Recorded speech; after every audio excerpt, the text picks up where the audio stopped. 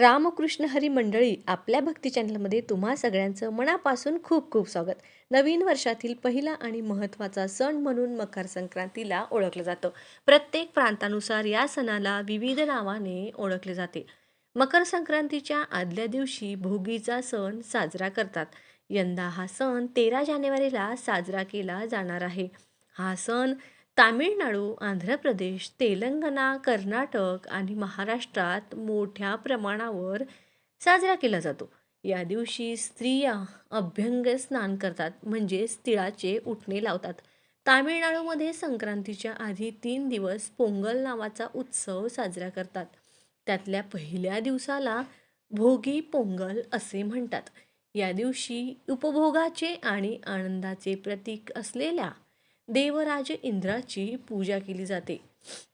जाणून घेऊया याचे महत्त्व. भोगी म्हणजे काय? तर मकर संक्रांतीच्या आदल्या दिवशी साजरा करण्यात येणाऱ्या सणाला भोगी असे म्हणतात.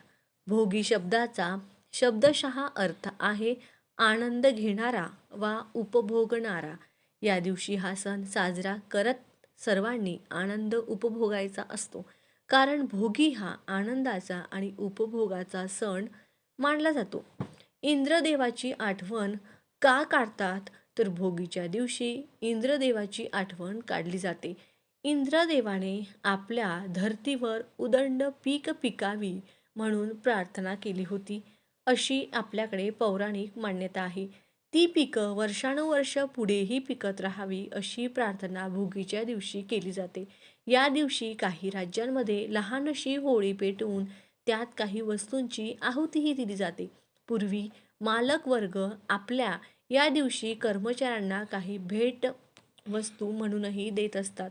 शेताला नवीन बहार आलेला असतो, त्यामुळे थकलेल्या शेतकऱ्यास थोडासा विसावा लाभतो.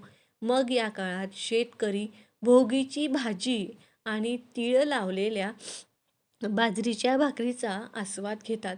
या पदार्थांमुळे उष्णता घेऊन शेतकरी पुन्हा वर्षभर शेतात काम करण्यास सज्ज होतात.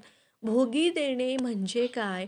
जेव्हा आपण देवाला नैवेद्य अर्पण करतो, तेव्हा त्या नैवेद्याला भोग म्हणतात. याचप्रमाणे भोगीच्या दिवशी विशिष्ट पदार्थ तयार करून सवाष्णीला जेवायला बोलवले जाते किंवा त्या पदार्थांचा शिधा तिच्या घरी पोहोचता केला जातो. यालाच भोगी देणे असे देखील म्हणतात. भोगी या सणाच्या दिवशी दिवाळी सणासारखाच उत्साह असतो. या दिवशी सकाळी आपले घर व घरासभोवतालचा परिसर स्वच्छ केला जातो. दारासमोर सुंदर अशा रेखीव रांगोळ्या देखील काढल्या जातात. घरातील सदस्य तीळ मिश्रित पाण्याने अभ्यंग स्नान करून नवनवीन कपडे परिधान करतात.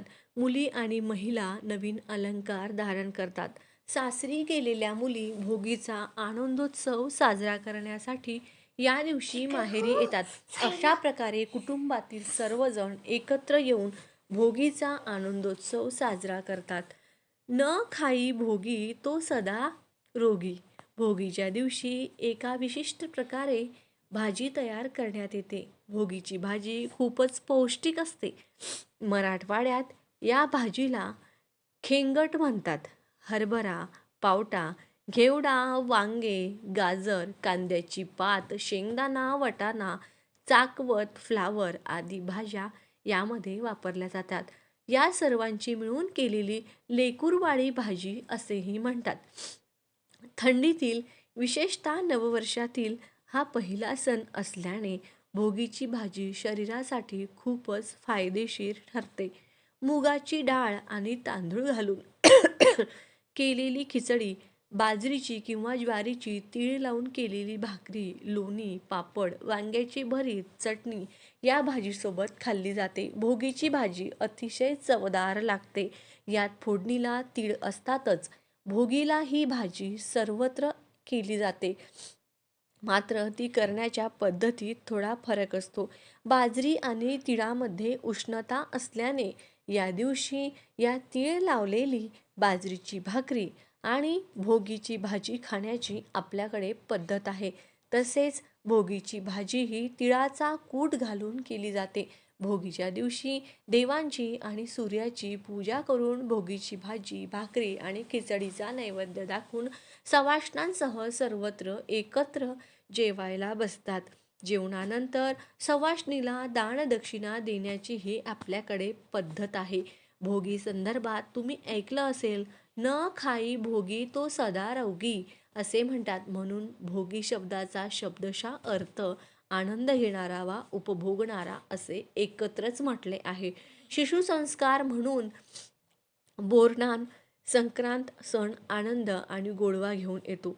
नवविवाहितेसाठी पहिली संक्रांत जशी महत्त्वाची आहे, त्याचप्रमाणे पहिल्या संक्रांतीच्या निमित्ताने शिशुसंस्कार म्हणून बोरनान करण्याची परंपरा देखील आपल्याकडे आहे.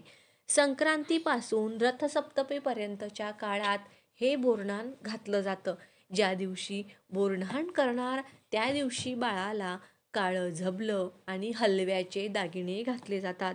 या कार्यक्रमासाठी बोलवलेल्या लहान लहान मुलांच्या मध्ये बसवून बाळाचं औक्षण केलं जातं. नंतर त्याच्या डोक्यावरून चुरमुरे, हलवा, बोर, गाजराचे तुकडे, भुईमुगाच्या शेंगा, सुट्टे पैसे, चॉकलेट्स, गोळ्या इत्यादी वस्तू एकत्र करून घालून जमलेल्या इतर मुलांना हे सर्व पदार्थ वेचून घरी घेऊन जायचं असतं. घरी आलेल्या सुवासिनींना हळदी कुंकू दिलं जातं. बोरनान घातल्यावर मुलाला पुढच्या उन्हाळ्याची बाधा होत नाही असा एक समज यामागे आहे. बोरनानाच्या निमित्ताने बोरं, ऊस, हलवा हे पदार्थ मुलं खातात. नवीन पदार्थ किंवा नवी चव मुलांना कळते. बऱ्याच घरात मूल 5 वर्षाचं होईपर्यंत त्याचं बोरनान केलं जातं. या निमित्ताने लहान मोठ्या सर्वांना एकत्र येण्याची संधी मिळते.